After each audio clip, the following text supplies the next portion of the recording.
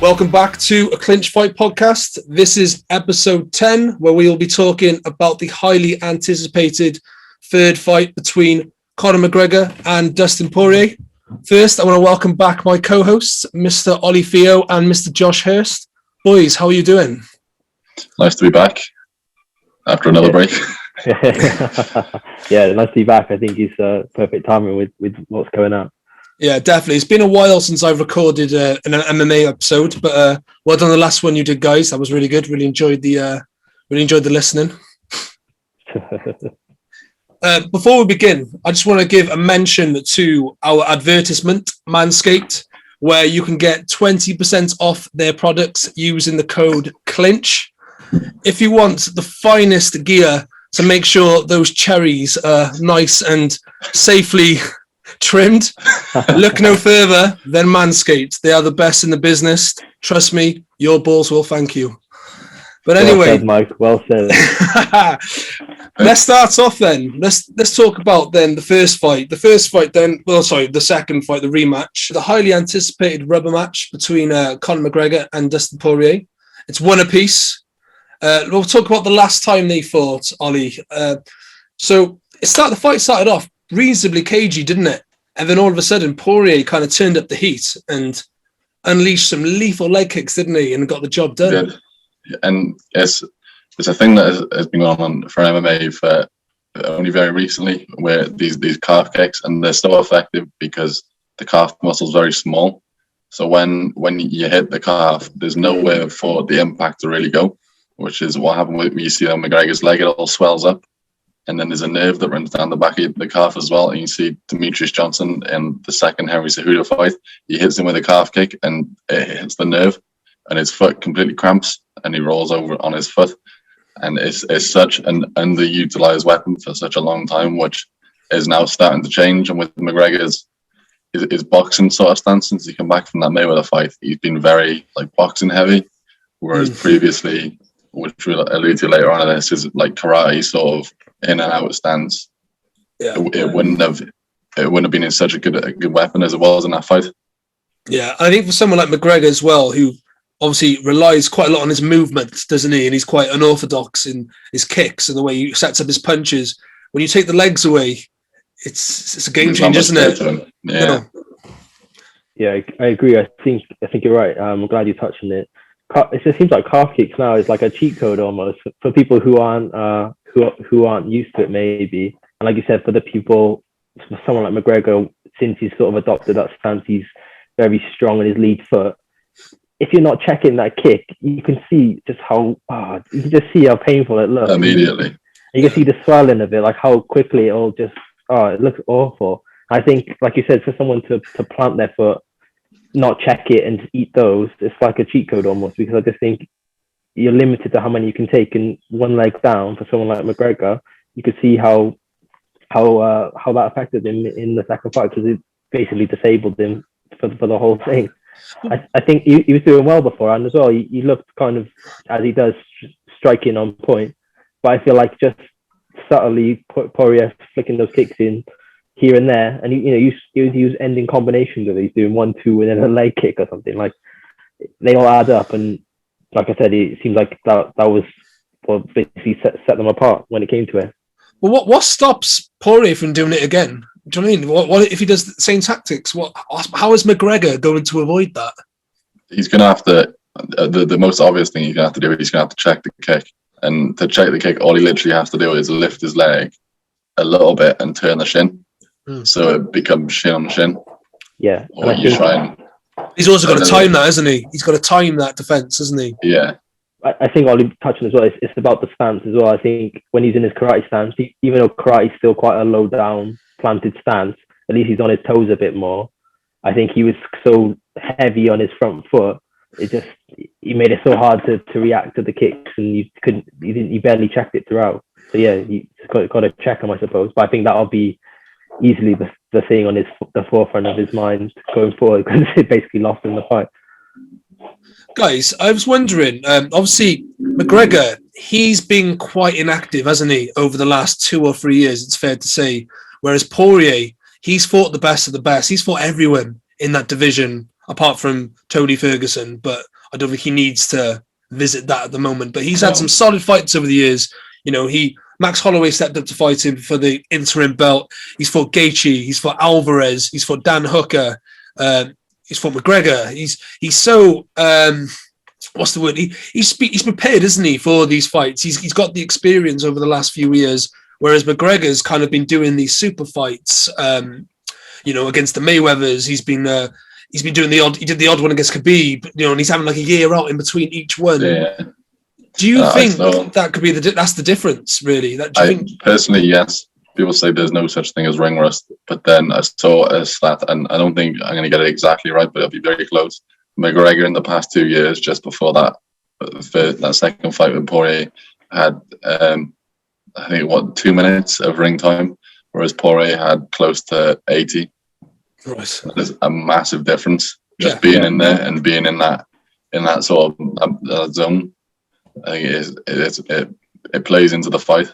I think it goes back to the sort of silk pajamas thing as well. It's like McGregor, what we know now, he's the richest athlete in the world, isn't he? So from the Forbes magazine, you got to question, is the motivation the same motivation he used to have when he was at featherweight, or when he was top dog? I would argue against that though by saying if he has that much money and the motivation wasn't there, he wouldn't do it at all. Yeah, I get that. I think it's just something to query, because you got to think: is it about his legacy, his ego, and does he still want to be remembered? Does he feel like he's going outside a bit? But I just think, I don't know. I think it's silly to think that your motivation won't change at all.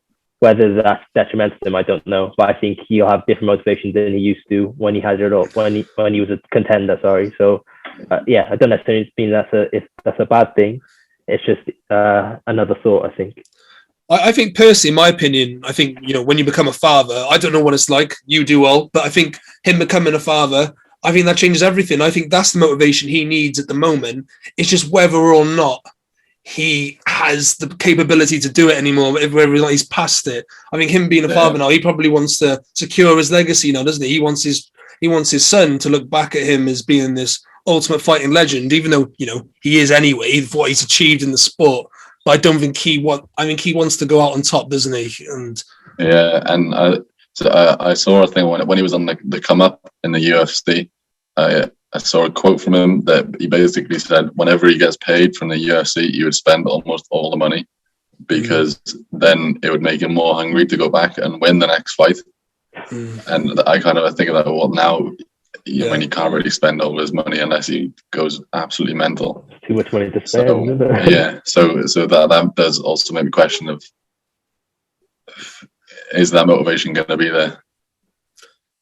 Yeah, I mean, he's coming off a loss against arguably his arch nemesis, being one apiece, a guy he beat easily in their first fight, and then now he kind of, he got destroyed really, didn't he, in that rematch? That should be all the motivation he needs, surely, going into a rubber match. I think his key to victory in this is to do what he did in the first fight. He needs to get in Poirier's head. I was gonna say this.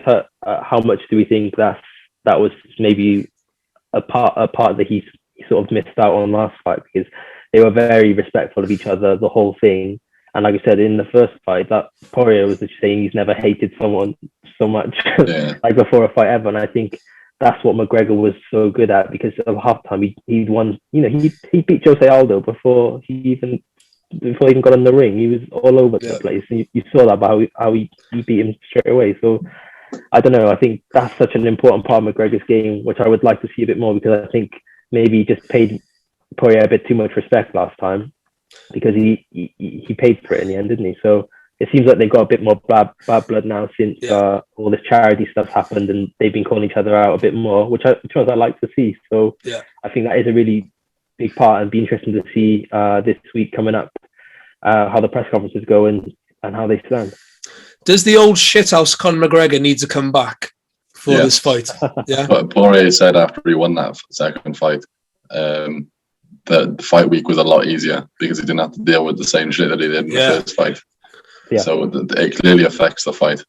It's funny you should say that, because on the UFC preview I watched this morning, that Poirier said during the build-up to that first fight, he already had like 8 to 10 fights in UFC already. And because McGregor was talking so much shit going into that first fight, he really got in his head, and he thought he had the experience to deal with that, but he didn't, because he'd never experienced anything like a Conor McGregor build-up before. McGregor's one of a kind, though, isn't he? Well, that's it. He is. He's rattled everyone. Who hasn't McGregor rattled in a build-up? I think even Mayweather at times looked a bit cross, especially when he slapped his head. Like, do you know what I mean? In a press conference, McGregor just does things that his psychological warfare is second to none. No matter how much you agree or disagree with it's facts, isn't it? Yeah, I think it's a really important part of his game for the best McGregor performance anyway. I think he thrives off it as well. So I hope we see a bit more of the old McGregor. It seems like he's, from what I've seen anyway, training-wise, he's decided to separate himself from his family and stuff, which he didn't do in the last fight. And I hope he just sort of gets the dog in him again. I think he definitely needs that against Poirier, because this is going to be an even better version of Poirier now, because he'll be confident. I've taken his best shot. I've knocked out the guy who knocked me out. So he needs to really be on his A game for this one. And his last roll of dice. So I think there's not really another route to the title for him. Yeah. I think McGregor knows this is all or nothing now. Yeah, there'll be still, there will be super fights for him. He's Conor McGregor. He could do whatever. He could play darts, and people would pay to watch him. But go to boxing. But I think if he's got genuine motivation for title thing, a win against Poirier here puts him straight in. Let's be real. If he wins this fight, he's fighting Oliveira for the title. Yeah, that's what I mean, and that's a winnable fight. We'll start with you, Ollie. Do you think this fight though is about the title, or do you think it's more a personal thing? Is it more like it's more about the grudge match, the rivalry? What are your thoughts? For McGregor, I think it is. I think, like we saw when he lost to Nate Diaz, he demanded for the rematch immediately because he wanted to get the win back. So I think for McGregor, it is a personal thing. He has a grudge. He has a chip on his shoulder that he needs to redeem himself. Whereas Poirier, I don't think it's so much. I don't think he cares that much. It's just it's the biggest payday he's going to get. Yeah, and plus as well. God, sorry, Josh, you go on. I say Poirier is smart. I think I personally think Poirier is probably, with his momentum, it's probably the best out of the lightweight bunch. I think he's just thought, wow, I've just beaten McGregor. I got a trilogy on the card. I got paid a shit ton for that. If I can just do the exact same thing I just did, why wouldn't I take another fight? And then my next fight will be a title fight anyway. So I think it's a no-brainer for Poirier, because that's a bigger fight than it would be against Oliveira or Chandler anyway. And I think he'll be confident that he wins. So I don't think he even sees it as a huge risk either. For me, I think it's more about, for Poirier, I think it's more about getting the road to the title, because McGregor's been there and done it. He's been a double champ, and he's won belts, hasn't he? Whereas Dustin Poirier won the interim belt, didn't he? He's never held the super version, the undisputed UFC belt. So I think it's much more about the belt for Poirier, I think, than it is McGregor. I think McGregor is more about righting a wrong. I think McGregor believes that the best version of him is better than Poirier, and he wants to right that wrong, like I just said. But obviously, I think Poirier knows that if he beats McGregor, one, he's going to make a shitload of money. He's going to be more money to fight McGregor than he is for any belt. And two, if he beats McGregor, he's unquestionably getting a shot at Oliveira, like you said, Ollie. Yeah, well, I'm sure he could have had it if he wanted it, because he's got more of a claim than Chandler did, didn't he? He would have had the shot, I think. Yeah, he would have had the shot. But yeah, it makes. I think it makes sense for him to fight McGregor. It's a no-brainer with a fight that he knows he believes he can win. Why wouldn't you? So yeah, definitely. Do you think Poirier needs to do anything different in this rematch? No, I think Poirier just needs to come in and do the same thing.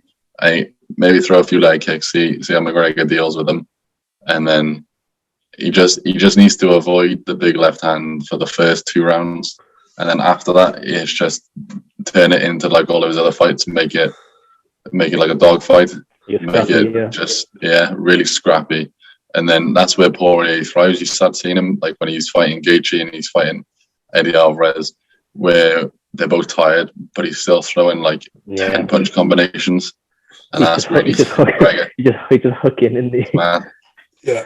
That's where he takes McGregor if he wants to win. take to the championship rounds. Yeah, I agree. I think McGregor's well known his kryptonite a bit. Maybe it's his cardio. I think because he exerts a lot of energy in the power punches he throws early on. So I think I'll go with Ollie there and say if he can avoid the power shots from McGregor early on and just sort of keep him busy and give him something to think about. Wait till he's a bit tighter, then just drag him into the deep water because we know Poirier can do it. He's done it with all of them, hasn't he? So I think that's what Poirier needs to do. Take him to the later rounds and get into a dogfight. Yeah, I think McGregor as well. He's quite an explosive athlete, isn't he? And I think he's not really built, for cardio to go in the distance, is he? He's a very powerful athlete. He's a big puncher. He's one of those guys who would prefer to get them out there early, wouldn't he? He's always done that. I think almost all of his victories have been, in the early rounds, apart from the Diaz rematch. But even in that rematch, some people edged towards Diaz, didn't they? They thought Diaz just nicked it at the end. But yeah, I think for sure, I do agree with you. I think Poirier needs to take it down the stretch. He needs to take it to that championship rounds, and I think it'll be very much in his favour if that happens.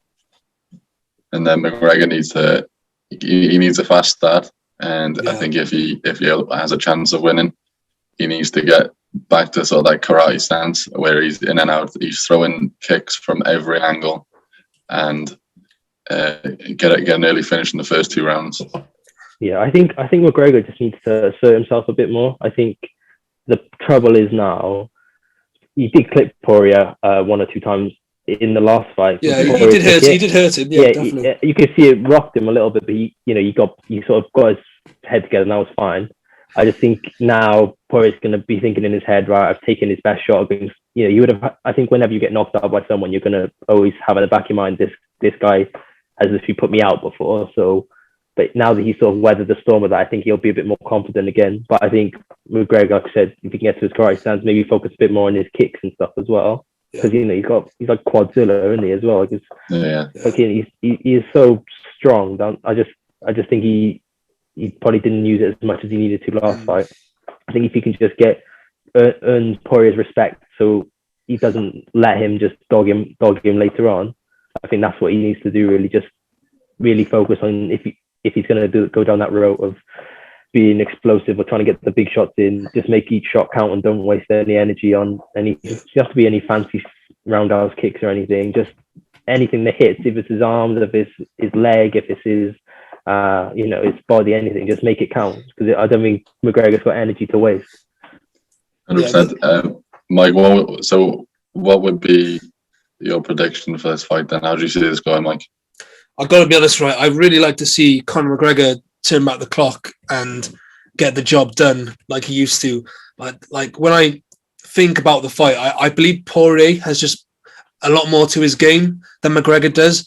Although McGregor has arguably achieved more than Poirier has in his career in terms of becoming a 2-weight world champion, been involved in the bigger events, I feel like Poirier is more battle-hardened. He's had more championship rounds, more championship experience, probably been in with the better guys in the lightweight division, I think.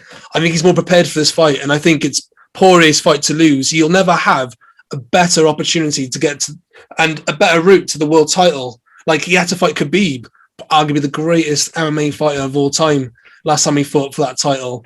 Now, no disrespect to Oliveira, but he's not Khabib. He's got to get through an aging Conor McGregor, earn a shitload of money, and get straight to the title. It's his fight to lose, in my opinion. And I think Poirier was very unlucky not to be a world champion. He just, unfortunately, was in the era of Khabib. Any other era, he probably becomes a world champion.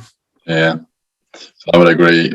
I would predict that almost the same as you. I'd question McGregor's want and desire to, not his want, his commitment to going through. When he goes to those tough rounds, Poirier is going to want it a lot more than he will. I think because Poirier wants what McGregor has.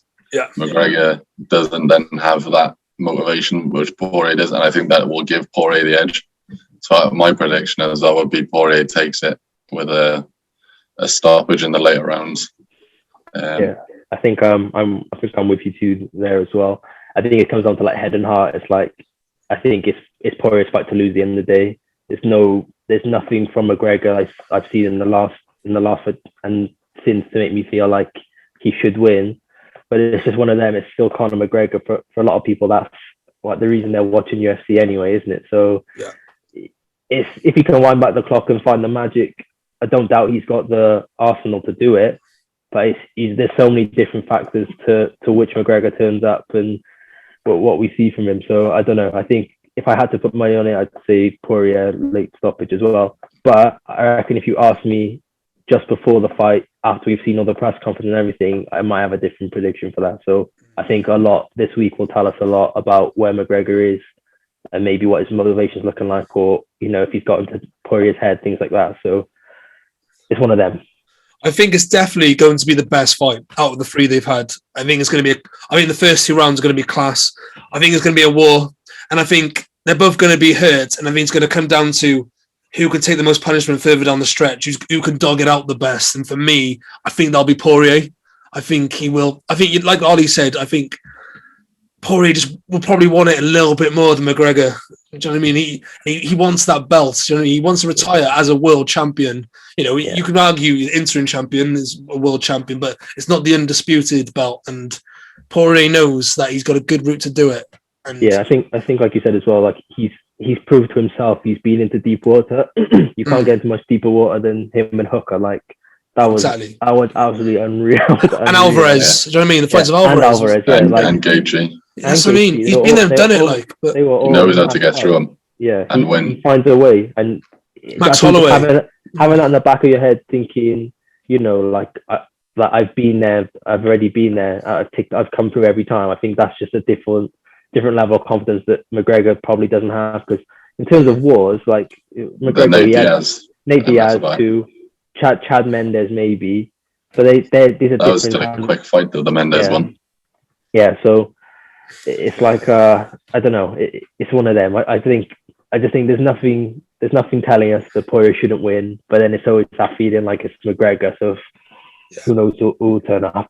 It wouldn't surprise me McGregor walked him onto a shot. Do you know what I mean? In the first two rounds and take Poirier out. Do you know what I mean? Yeah. Poirier might get too excited and might try and go for it early on, and I'm working McGregor's favour. But I don't know. I can't see it personally. I think Poirier's experience. I think he'll have a good game plan, and I think he'll take. I think he's prepared to dog it out. Yeah, and I think he's more confident in his tank and his engine than McGregor is. I think. Either way, we're all buzzing for this fight anyway, isn't it? It's definitely the biggest fight in a while. So yeah, I think it's much needed as well. I think everyone will be sort of gassed to see that happen. Whatever happens anyway. Well, I think that's a pretty good place to leave it. Would you agree? Yeah. Do you want to touch on any other card or anything? Yeah, well, yeah. Any undercard fights that interest you all in that? Yeah, maybe we just pick out a couple that might go. Ones of the fans should watch out for. I think it's Carlos Condit and Max Griffin. Okay. That'll be a good fight, but I just don't know if Condit doesn't really seem to have it anymore. No. But he's still a name, and you don't know what's going to happen when he does come out to fight. So it'll be interesting just to see how that one goes. Ryan Hall is also fighting the 50-50 king.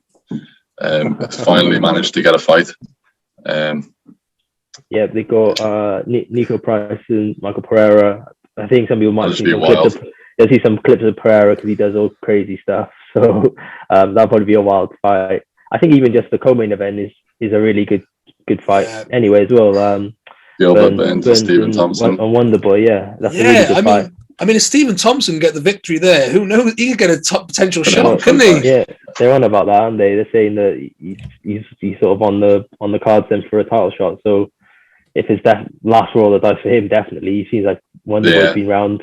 He's like vintage, isn't he? But stylistically, that's an interesting fight as well because they both like to strike, don't they? Stephen Thompson's got a very awkward styling karate style, and Gilbert Burns, he likes to tear up, doesn't he? So yeah, and then tied to Avasi versus Greg Hardy as well, the woman beater. It'd be a punch up, wouldn't it? Yeah, a couple ass punches thrown in as well. Yeah, I think Sean O'Malley's the first on the main card. I think he's fighting an unranked guy, but people will tune in to watch him, won't they? So I think they're building this guy. They're building this guy up, aren't they? Yeah. To be a superstar potentially. Yeah. I think they're showing him Ali. Well, it's all around. There's good fights everywhere on this card. Yeah, it's definitely some sleepers on there. So even if you're watching the prelims, I think you'll be in for a good watch either way. Definitely. Maybe if you guys are free, we could do a live watch. Maybe. Who knows? It could be a good shout. Could be an idea. We'll have to see what happens. We'll have to see. Obviously, I like to. I call it sick to work the next day. Oh, fair enough. We'll take that off camera. But anyway, guys, don't forget to follow us on our Linktree. All our social medias are on that. We are on Twitter. We are on Instagram. Also, don't forget to subscribe to us on YouTube and give us a follow on Spotify. Do one last Manscaped shout out for us, Mike? What are the codes? Yeah. Don't forget 20% off Manscaped products. The finest male grooming products are all at Manscaped, okay? If you want products that will safely trim your bush downstairs, they are the place to go to, okay? Your balls will thank you. Amen. Over and out. Cheers, guys. Cheers, guys.